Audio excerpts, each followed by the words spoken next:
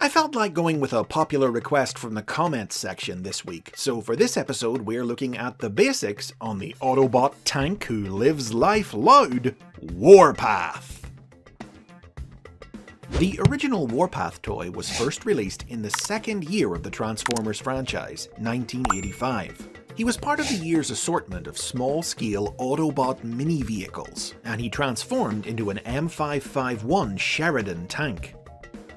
WARPATH and the other mini-vehicles released in 1985 were some of the first brand new Transformers toys that hadn't previously been available as part of a Japanese toy line. It's generally thought that they were designed for Takara's Micro-Change line, but wound up going unproduced until Transformers. The profile written for WARPATH by Marvel Comics writer Bob Budiansky characterized him as a tough, loudmouthed sharpshooter. Despite his tendency to show off, he was well liked by his fellow Autobots for his boisterous, good-humoured attitude, though he could be easily upset or depressed by the slightest scratch to his pride and joy, his gun barrel.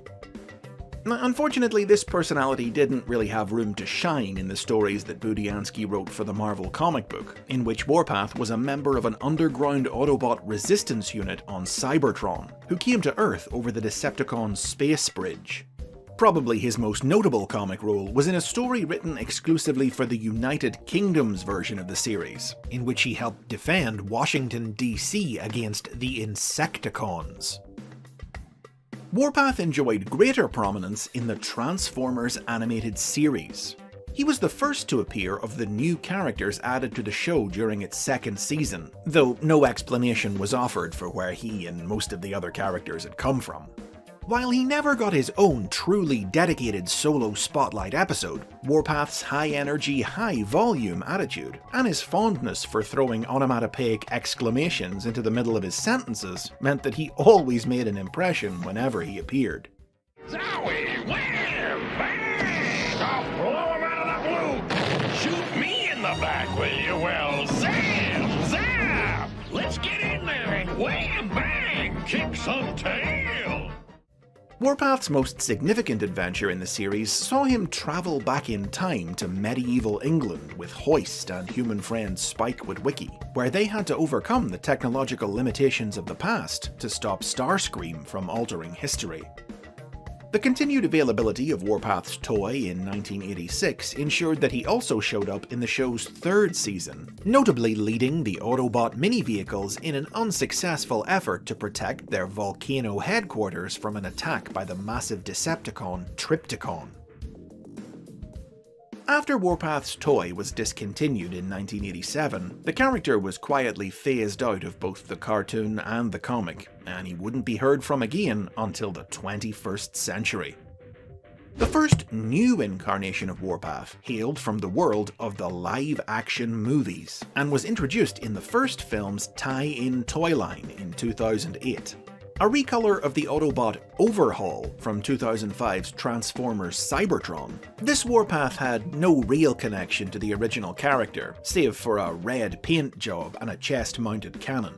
He transformed into an off-road vehicle, and he wasn't big into following orders, preferring to fight Decepticons in his own way, on his own terms. WARPATH wasn't featured in the films themselves, but he did appear in tie-in comic books, as part of a group of Autobots who remained behind on Cybertron after Optimus Prime's crew left the planet. Captured by the Decepticons, WARPATH and his comrades were forced to construct a replica of the mystic relic, the Allspark, and were then killed by the villains in a failed attempt to use their life forces to power the cube. A movie universe version of WARPATH based on the original character would later be featured in the tie-in video game to 2011 sequel Dark of the Moon, in which he took on Megatron in a one-on-one fight.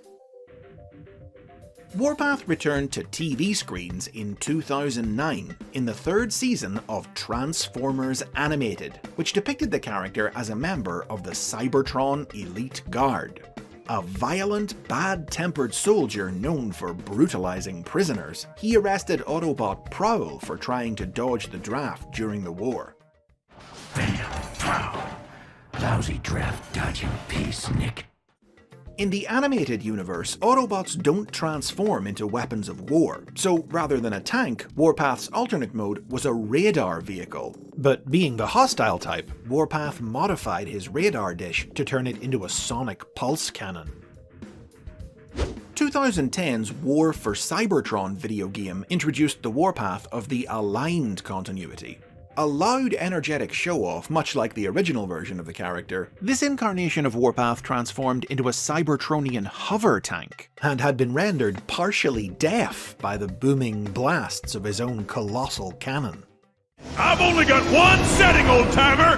Kablam!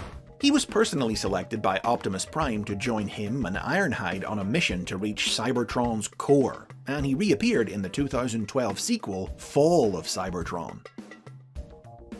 Outside of these few significant, if short-lived incarnations of the character, Warpath's been limited to only minor roles in a small handful of media like mobile games and comic books, including those from Dreamwave Productions, in which he was among a group of Autobots who were captured by the human Earth Defense Command, and IDW Publishing, in which he served as part of a unit who were among the first Transformers to face the menace of Galvatron, and who helped fight off the incursion of the Dead Universe.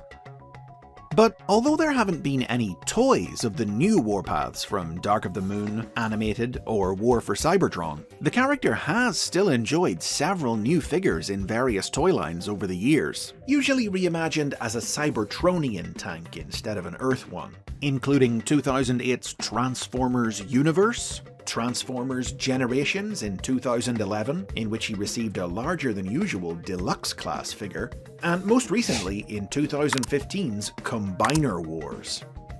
Tanks aren't very common alternate modes among Autobots, and that alone has helped to make Warpath a memorable and recurring character. Even if he's never been a major player, he can always be relied upon to be rolled out down through Transformers history to give the good guys some extra firepower. BLAM! And those are the basics on Warpath. Zoom down to the comments and pow! Leave your thoughts on him below. Like and subscribe for more Transformers history and lore, ring the bell to be notified about future episodes, and if you can, consider supporting the series on Patreon.